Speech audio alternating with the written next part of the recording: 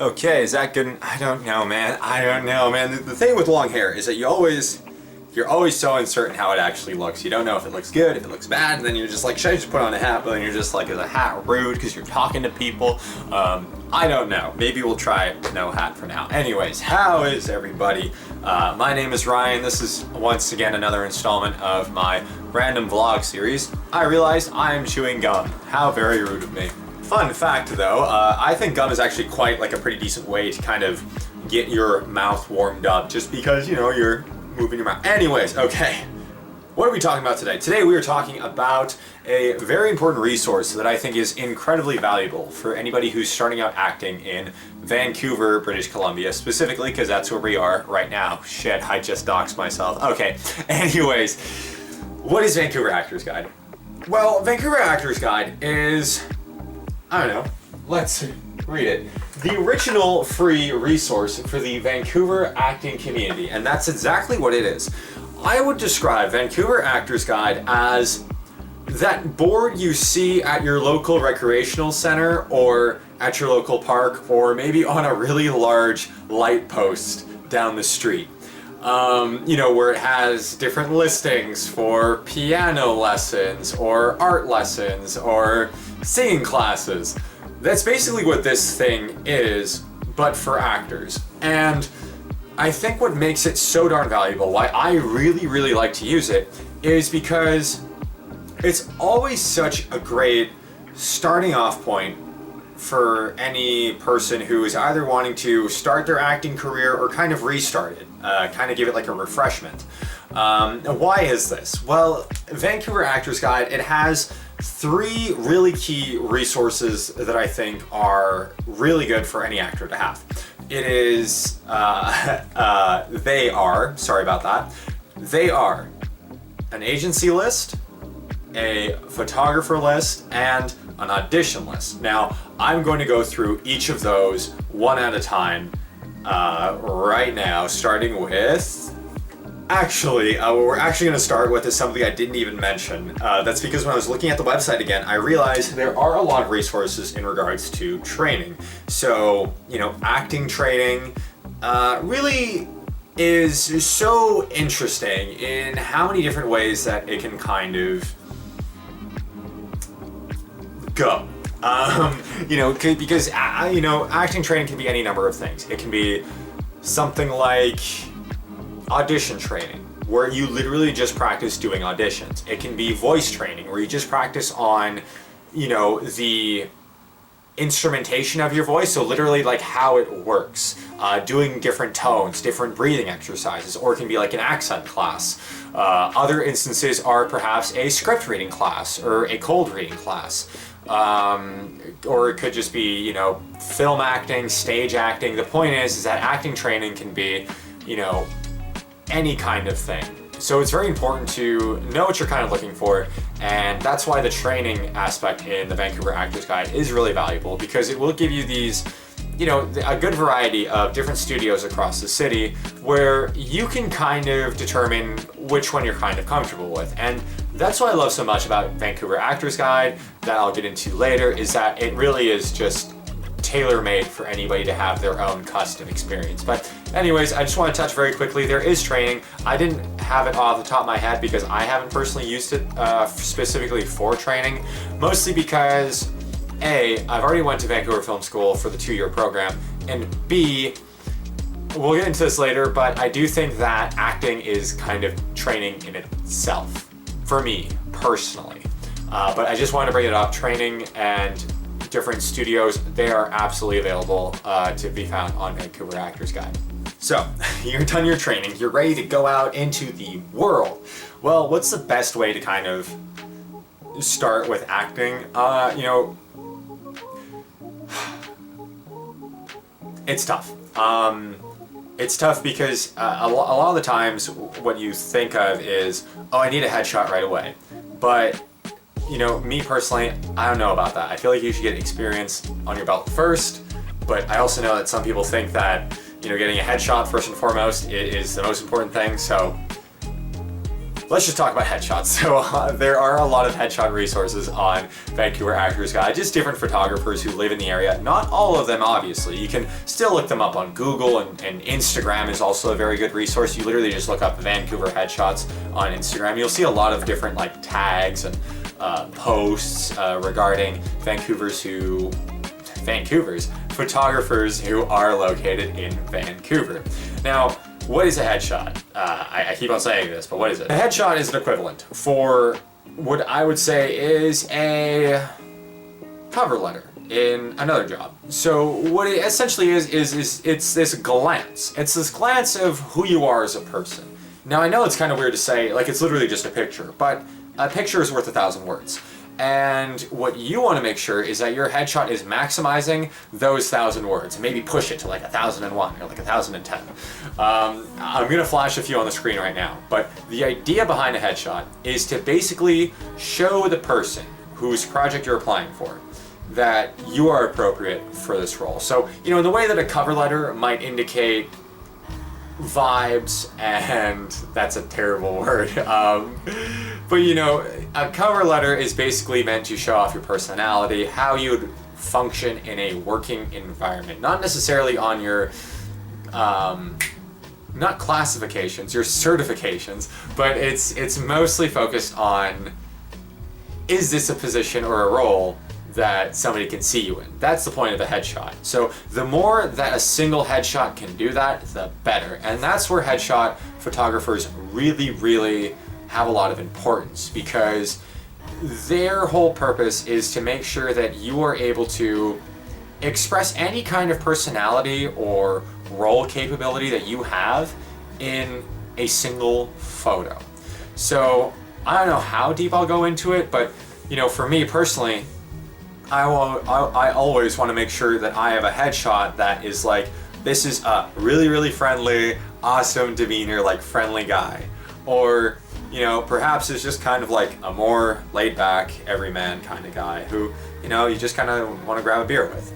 Or, perhaps like a really kind of flirty guy who kind of likes to, have fun and kind of like to, maybe just likes to live a little bit wild, you know what I mean? So, the idea is that you want different personalities for your different headshots, and headshot photographers will be the best at getting that personality into your headshots, which will hopefully help you gain roles later.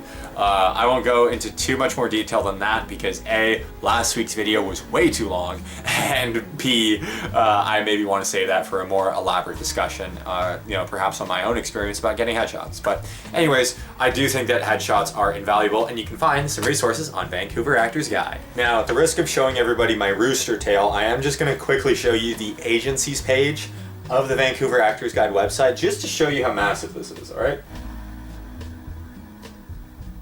Like, there is so many agencies here. And what I really like about the way that Vancouver Actors Guide presents their agencies list is it has these, these brief little excerpts, these quick little brief descriptions that show you the approximate size of the firm, the approximate size of the agency, what they specialize in, and their contact information. So what do I mean by that? So size, I normally mean size by, say, roster size. So is it a agency that has a lot of different sub-agents who each of them will have like really, really large rosters? Or is it more of a boutique agency where it will be one agent, they will have, an assistant or two, and they have their own roster. So it's, if you can kind of, if that kind of image makes a lot sense, let me know. There are advantages and disadvantages to being at, a different sized agency. Obviously, if you are in a boutique agency, you might have more value to that agency as being like a certain type, like a certain demographic of actor. That being said, if you're at like a bigger agency, it will certainly have a larger reputation. It's very similar to any other job, whether it's, like accounting or law, or I can't think of another one, but for like accounting, there are like local accountant offices where there is like 2 partners and that is the only firm that exists in its neighborhood. Or you get like a really large Big Four type of thing, like a PwC, where it's like there's several offices in a city and in other cities in other countries, and several like a lot of partners. So it really depends on kind of like what your vibe is, kind of like what kind of feel you like with your agencies. Now, the other thing that I wanted to bring up that I mentioned was the type of roles that they're going to submit you for. So some agencies do specialize in certain projects. So you will see that some agencies specialize in voice acting. Some specialize in background work. Some specialize in commercials. Some specialize in film. Some specialize in theater. And some of them specialize in kind of everything. So it really depends on what kind of projects you want to go out for. If you're somebody who's like, I just want to do voice acting, find a voice acting agency. If you're somebody who thinks like, okay, I kind of want like a mix of everything, find an agency that has a mix of everything. So that's why I think this is a really good resource, is because you will just kind of be able to see at a glance all of these different agencies and what they provide and how they can best kind of suit you and your goals for your acting career. But yeah, I might go into more detail about how I found my own agency, and maybe I'll do that right now. I basically looked through this. I looked at which ones fit me the best. I emailed them and got connected, and we had a meeting. It's very similar to applying for a job. Basically, you find one that you think you would fit at. You email them, you ask for a meeting, you partake in the meeting, and then afterwards you decide if you two can fit, coexist, and move forwards in your careers together. So that's pretty easy, and that's where you can find it on Vancouver Actors Guide. Okay, so now we're at the page which I think is the most useful resource on the entire website, personally, like for me in my acting experience. I want to reiterate that I'm not like a professional in anything. I don't want to act like I am the end all be all of acting knowledge. I just want to speak on my experience, and in my experience I think that Vancouver Actors Guide has had a tremendous page, interface, whatever you want to call it. They do a really good job at organizing their auditions, and I've had a lot of fun and a great experience in using it. So this is where that community board aspect of Vancouver Actors Guide really comes into play and becomes a lot more obvious. So on the auditions page, you will find auditions that are a collection of a lot of different projects that are going on in the city, in the Lower Mainland. You will find live performances, theater. That's how I've done theater, is through here.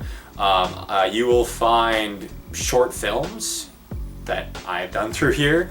And then you also find like the odd, online advertisement. Or you'll find the independent film. You will find a student project. The thing that I like so much about this is that it provides you a really good opportunity to look at what you want to add to your acting repertoire. It provides you an opportunity to get more experience with the roles that you want to get. So here's the thing, agents, at least my agent, agents probably won't be looking at Vancouver Actors Guide because it's a free resource. It's a lot of free projects. When I say free projects, I mean it's either volunteer projects or projects with very, very low pay that an agent will definitely not want to, because if, let's say, a student project is paying $100 and the agency cut is like 15%, I don't know how motivated they will be to submit you for that, go through all that trouble just for the $15 percentage that they'll be making off of the project. What this is good for, though, is basically keeping yourself warm and keeping yourself active in that acting mind. So if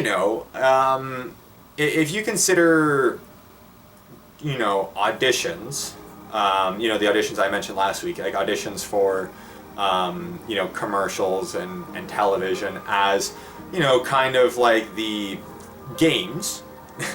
I would say that the projects that you do on Vancouver Actors Guide are more so kind of like the practice and the supplementary work that you should be doing to constantly keep yourself engaged in your acting specialty, in your acting craft. Especially if there are certain roles that you want to get more experience in, and it'll make it easier for you to audition for said roles later on. So, if I can, here's a good example. So, look at me. I am I'm like a young, baby-faced kid who, normally when I'm submitted for things, I'm normally like young working professional or just like young introductory level person. So I have been submitted for students, I've been submitted for, partners, like romantic interests. I've also been submitted for police officers.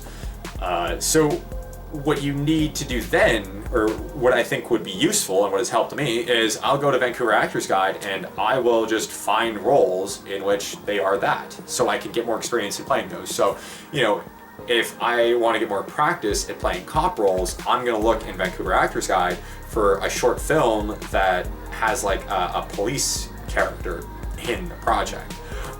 So I can be like, oh, hey, can I do that please? And then I'll go. And then I think it's actually really valuable because when you're going through that experience, you get to wear a uniform, you get to wear like the vest, you get to, do lines, you get to just have that practice so that we have that experience that you can draw from when you're auditioning later. Hi, sorry, I just wanted to kind of like reset because I felt like I was kind of going off the rails there, just like with a random tangent. But what does the audition page actually look like? Well, so it's basically, it is a list of auditions.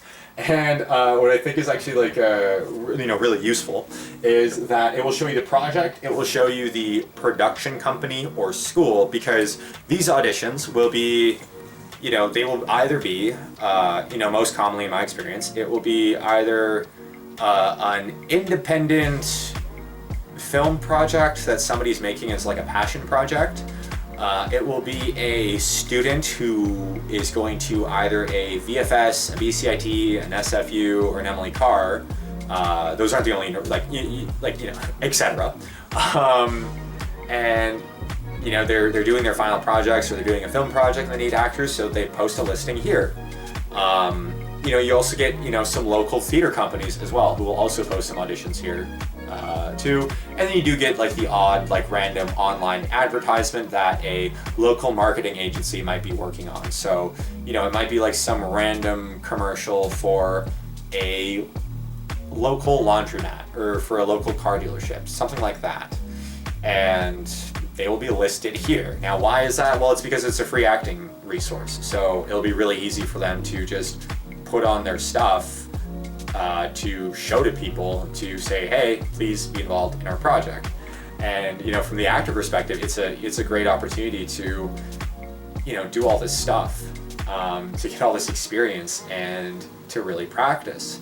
So what have I used it for? Well, I use it for projects so I can build out my demo reel. So a demo reel is another, along with a headshot, it's another visual application tool that people can look at to get a rough idea of what you're like as an actor. To get the footage, you want it to be high quality. The footage that you're seeing right now, I won't be offended if you say it's high quality, I won't be offended if you say it's low quality, because it is. This is the kind of like setup and the kind of quality that would not look good on a demo reel. Why is that? Well, it's because the lighting isn't good. I'm literally having to speak in a way that the camera is maybe going to catch, maybe not. Whereas in a lot of these schools and a lot of these independent projects, they will have those really nice, huge, big cameras. You see in like the street, you see in the behind the scenes, like those really giant, massive ones, There's also like microphones for really good audio. There's really good lighting setups. So all of those will make incredibly good footage for you that you can put on a demo reel that looks professional. And what that also tells you, or rather tells other people, is that you know what it's like to be in a situation where you're filming a professional project. You understand things like call times, blocking, set behavior.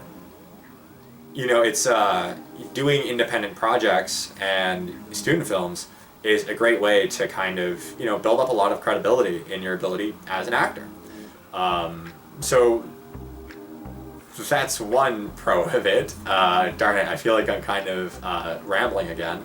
But I've used it for, keeping myself active. So if I'm in a position where I'm like, man, I haven't acted in like a really long time, I want to kind of get some reps in, I want to see what that feels like, I'll go to Vancouver Actors Guide and I'll, find a resource. So that way, the next time that I'm doing a self-tape for something, a bit more higher stakes, I don't feel as nervous or as underprepared as I might feel if I just wasn't doing any acting at all. That being said, I could take a class, but in my personal opinion, I do think that actually, doing the acting would probably be a bit more valuable than just learning the acting. It's like how in university, when your professor says like, hey, don't just review the notes, also do practice questions. This stuff, I would say, is like practice questions. Or it's like learning an instrument. You can read how to play the piano, but unless you actually play the piano, how are you going to be skilled enough to play the piano on a more professional scale? I hope that kind of makes sense, but that's kind of my mentality when it comes to doing the student projects. So how can I best sum up the benefits of doing these independent projects that you find on Vancouver Actors Guide, and perhaps why Vancouver Actors Guide is such a good resource? Maybe I'll think about that for a while before I rant again. Very quickly, just to summarize, why do I think that doing smaller scale independent projects is important and valuable? Well, I think it's a great way to keep yourself familiar with the process of filmmaking. I think it's a great way to get those reps in on a professional set. So you know what it's like to take direction, memorize lines, follow blocking, even, follow the same acting steps. Because if you're doing several takes, you want to make sure that it's consistent. Even with other things like what it's like to do ADR. And then, also just with what it provides you, like tangibly. It provides you with really good footage that you can use on a demo reel, which will demonstrate your skills. Why do I think that Vancouver Actors Guide is a really good resource for that? Well, I think it's because it has such a rich variety of these projects that you can try out, and it's all in one place. So you will find projects from all of these different film schools or all these different institutions offering film programs.